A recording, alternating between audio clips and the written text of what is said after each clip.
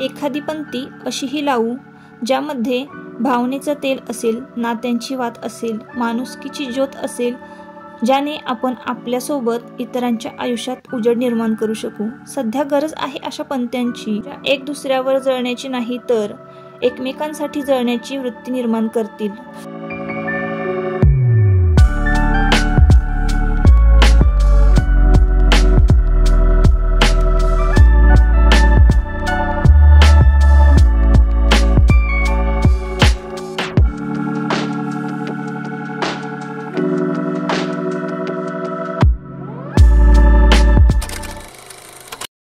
Hello, नमस्कार. मी सुप्रिया आणखी एका नवीन ब्लॉगमध्ये आपलं मनापासून स्वागत करते.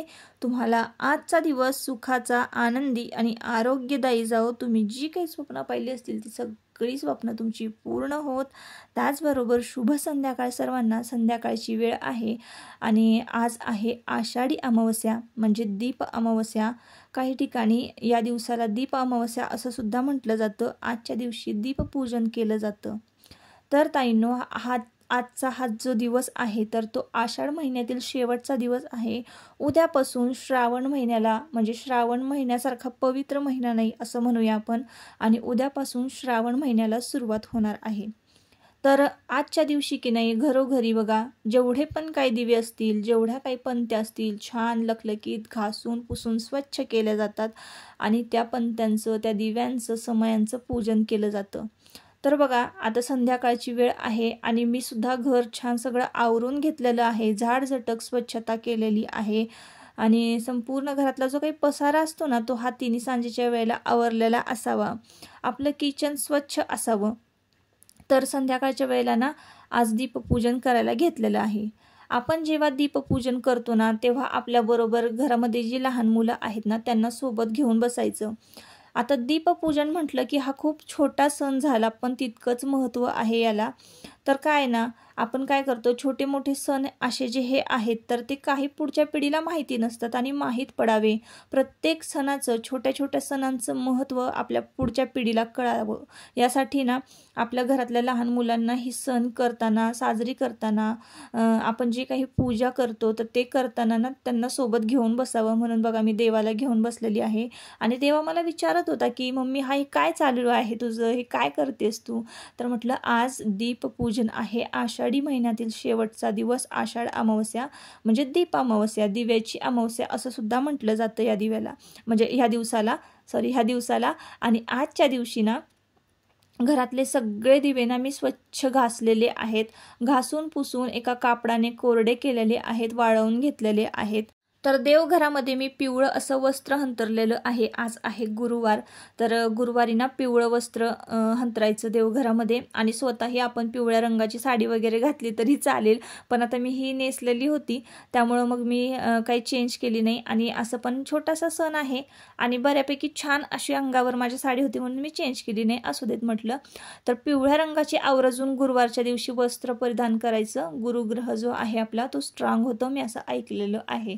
तर असो, परत आपण मुद्द्यावर येऊया. तर पिवळ्या रंगाचं वस्त्र हंतरलेलं आहे, त्यावर दिव्यांमध्ये तेल भरून घेतलेलं आहे, नवीन वाती दिव्यामध्ये घातलेल्या आहेत आणि दिवे सगळे मांडताना त्याआधी ना अक्षदांचं आसन द्यायचं. अक्षदांचं आसन दिलेलं आहे प्रत्येक दिव्याला आणि प्रत्येक दिव्याला अक्षदांचं आसन देऊन दिव्यांची मांडणी केली आणि हळदी कुंकू वाहून घेतलेलं आहे, फुलं वाहून घेतलेले आहे आणि मग त्यानंतर मी दिवे प्रज्वलित केलेले आहे. शुभम करती म्हणायचा, नमस्कार करायचा, जमेल तशी छोटीशी रांगोळी काढायची, गोडाचा नैवेद्य दाखवायचा, मग ते खडी साखरेचा असू दे, गोळ खोबऱ्याचा असू दे. तर अशाच पद्धतीनं साध्या सिंपल पद्धतीनं आजचा ज्या छोटासा सण आहे हा दीपपूजनाचा तर तो आपण साजरी करायचा असतो. आता बघा आपण जितक्या उत्साहानं, आवडीनं आपण घरामध्ये एखादा सण साजरी करत असू तर घरातले मंडळीसुद्धा आपल्याला साथ देतात आणि आपलंच बघून म्हणजे नमस्कार करणं म्हणा किंवा देवपूजा करणं म्हणा, आपण जसं करू ना तसंच ते करत असतात. तर आपण एखाद्याला म्हणतो बघा संगत महत्त्वाची, तर आपणच जर चांगलं वागलो ना तर आपल्याबरोबरची आपल्या संगतीतली जी माणसं आहे ना ती पण चांगली वागायला लागतात. इथं बघा पाऊस येत होता म्हणून मी उंबराले पण केलं नाही, फक्त 2 हळदीची बोटं लावलेले आहेत आजूबाजूला उंबराला. उंबरटा स्वच्छ पुसून घेतला, त्यावर रांगोळी काढली, लक्ष्मीच्या पावलांना हळदी कुंकू वाहिलं, फुलं वाहिलेली आहेत आणि उंबरट्यावर रांगोळी काढलेली तुम्हाला दाखवली मी. आता पाऊस येत होता म्हणून उंबरटासुद्धा भिजतो आमचा. आणि मग त्यानंतर देवघरामध्ये बघा दिव्यांच्या अशा पद्धतीनं मांडणी केलेली आहे. प्रत्येक दिव्याच्या खाली अक्षदांचं आसन दिलेलं आहे, हळदी कुंकू फुलं वाहिलेली आहेत आणि मग दिवे प्रज्वलित केलेले आहेत. तर ताईंनो, सगळ्यात आधी येतो बेंदूर. म्हणजे मराठी सणांपैकी ना सगळ्यात आधी येणारा सण, पहिला सण जो आहे तर तो बेंदूर असतो. म्हणतात ना आमच्याकडे तर म्हणतात आला आला बेंदूर आणि लागला सणांचा लेंडूर, असं जुन्या बायका ज्या आहेत त्यांची म्हण आहे. तर एकदा बेंदूर लागला ना की सण एकापाठोपाठ येतच जातात. आणि मग पहिलाच सर्वात आधी येते आषाढी अमावस्या आणि आषाढी अमावस्येला दीपपूजन झालं की मग नागपंचमी, गणपती बाप्पा बसणार आणि मग नवरात्र वगैरे असे सण, दिवाळी वगैरे चालू होतात. तर असो, आता आज ना मी करणार आहे गुळाचे गुलगुले आणि त्याची रेसिपी मी तुमच्याबरोबर शेअर करते. तर बघा पावशर गूळ घेतलेला आहे मी. आता तुम्हाला इथे अंदाजे रेसिपी सांगते. तर पावशर गूळ मी बारीक करून घेतलेला आहे आणि पातेल्यामध्ये विरघळवून घेतलेला आहे.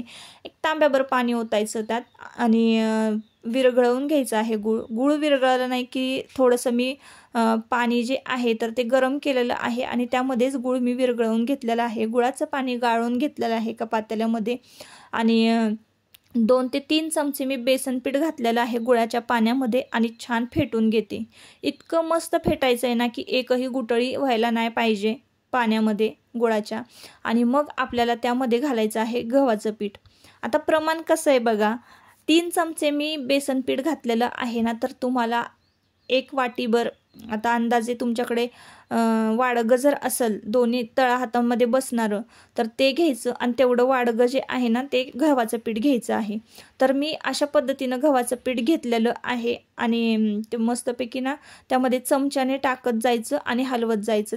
एकदम गव्हाचं पीठ टाकायचं नाही. तुम्ही एकदम जर या पाण्यामध्ये गव्हाचं पीठ घातलं तर ते संपूर्ण घट्ट गोळा तयार होईल आणि अशा पद्धतीनं ना त्याचं म्हणजे पातळ असं लिक्विड तयार होणार नाही. म्हणून 1-1 चमचा टाकत जायचं आहे गव्हाचं पीठ आणि फेटून घ्यायचं आहे ना. अशा पद्धतीनं लिक्विड तयार करून ठेवून द्यायचं गुळाच्या पाण्यामध्ये. आता तुम्हाला हवं असेल तर तुम्ही यामध्ये वेलची, सुंठ हे सुद्धा घालू शकता, बडीशेपची पूड हे सुद्धा घालू शकता. तर आमच्याकडे कसं प्लेन गुलगुले सगळ्यांना आवडतात म्हणूनच मग मी फक्त गुळाचं पाणी यामध्ये वापरलेलं आहे आणि मीठ घातलेलं आहे. आता एका बाजूला आहे ना मी भात शिजत घातला होता, तर वाटाण्याचा मसाले भात केलेला आहे आणि आजची संपूर्ण थाळी मी तुमच्याबरोबर शेअर करणार आहे. तुम्ही सुद्धा असं कधीतरी करून बघा आणि एक्झॅक्ट प्रमाण जर तुम्हाला पाहिजे असेल तर मला नक्की कमेंट करून सांगा की मी तुमची रेसिपी बघून करते आणि मला एक्झॅक्ट प्रमाण द्या. मी नक्कीच तुम्हाला देईन, कमेंट करा. तर आम्ही अंदाजे तुम्हाला सगळं सांगितलेलं आहे. तर पीठ एकदम छान भिजलेलं होतं बरं का. आणि तुम्हाला मी आता हे गुलगुले जे आहे ते घालून दाखवते. हा पारंपरिक पदार्थ आहे. तर असं ना सणावाराला गोडधोड पदार्थ केले जायचेत आणि आवर्जून करायचेत गुळाचे पदार्थ. तर भोपळ्याच्या घाऱ्या, धपाटे, कापण्या, असे पदार्थ, गुलगुले, तर असे पदार्थ केले जायचे. आणि आजही म्हटलं आता चला आज सण आहे, दिव्याची अमावस्या आहे, तर म्हटलं चला आपण गुलगुले करूयात. तर बघा मी कशा पद्धतीनं घातलेले आहेत. आता मी जो चपात्यांना तवा वापरते ना तोच तवा मी गॅसवर ठेवलेला आहे. कुठलाही नॉनस्टिक वगैरे तवा घेतलेला नाही आहे. आणि थोडंसं जर चिटकलं तर गुळाचे पदार्थ ना चिटकतच असतात बघा. एका बाजूला आहे ना मी कणकीचे दिवेसुद्धा उकडून घेतलेले आहे. आज कणकीचे दिव्यांनी आहे ना लहान मुलांना औक्षण करायचं असतं, ते तर मी तुम्हाला पुढे सांगतेच. पण बघा आता किती छान असा गुलगुला आपला तयार झालेला आहे. एकाच बाजूने भाजायचं आहे, म्हणजे सारखंच चपातीसारखं आलटपलटी नाही करायचं. एकदा आपल्याला ना आपण ज्याप्रमाणे डोसे तव्यामध्ये घालतो त्याचप्रमाणे आपल्याला बघा इथे गुलगुला घालून घ्यायचा आहे. तुम्ही व्हिडिओमध्ये पाहत असाल त्याप्रमाणे तवा पकडीनं असं छान फिरवायचा आहे, म्हणजे एकसारखा तो पसरला जातो. आणि मग आजूबाजूला तेल सोडायचं आणि अशा पद्धतीनं आपल्याला पलटी करायचं आहे. तर अशा पद्धतीने आपल्याला गुलगुले तयार करायचे आहेत। आता गुलगुले माझे घालून झालेले आहेत, मसाले भात झालेला आहे। हे गुलगुले खायचे कशाबरोबर हेही मी तुम्हाला सांगते, पण त्याआधी ना मुलांना औक्षण करून घेते। आता आजच्या दिवशी मुलांना कणकीच्या दिव्यांनी का औक्षण करायचं असतं, तर लहान मुलं आपल्या वंशाचे दिवे असतात, त्यांचं आरोग्य निरोगी राहावं, त्यांना उदंड आयुष्य मिळावं म्हणून आजच्या दिवशी त्यांना आहे ना पिठाच्या कणकीच्या दिव्यांनी ओवाळलं जातं आणि मग ते दिवे शांत झाले की ते कणकीचे दिवे ना गाईला खायला द्यायचे। एक दिवा आपल्याला दक्षिण दिशेला लावायचा आहे। आता हा दक्षिण दिशेला का दिवा लावायचा, तर बघा असं म्हणतात की आजच्या दिवशी पितृलोकातून आपले पूर्वज जे आहे तर ते पृथ्वीच्या दिशेने प्रवास करत असतात, त्यांच्या मार्गात अंधार होऊ नये म्हणून आपण दक्षिण दिशेला दिवा लावायचा असतो। आहो ती लहान मुलांसाठी असते। चला करते नाही चला नाही मला वाटलं असतं तसं तसं तुम्ही घालून बसले तिथे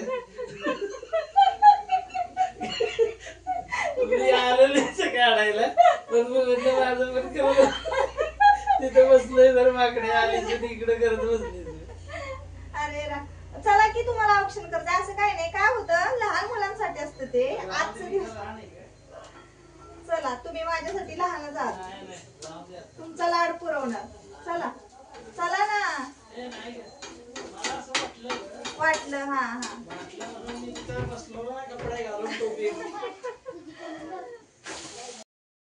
तर गंमत अशी झाली की बघा आता मी औक्षण केलं मुलांचं आणि इकडे येऊन लगेचच कामाला लागले किचनमध्ये। तर तुमच्या दादांना असं वाटलं की आजच्या दिवशी मला पण औक्षण करतील की काय, पण ते लहान मुलांचं असतं म्हणून मी फक्त मुलांनाच औक्षण केलं असं झालं।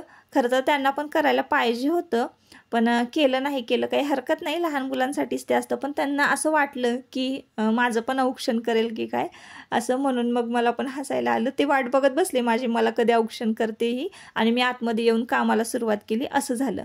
तर असो आता बघा तुम्हाला कन्सिस्टन्सी पिठाची दाखवलेली आहे, कसं मी गुलगुला घालते हे सुद्धा दाखवलेलं आहे, भाजायचं कसं हे सुद्धा दाखवलेलं आहे। तुम्हाला रेसिपी कळालीच असेल तर बघा कुठलाही नॉनस्टिक तवा नाही, मी रोज वापरते तोच तवा आहे।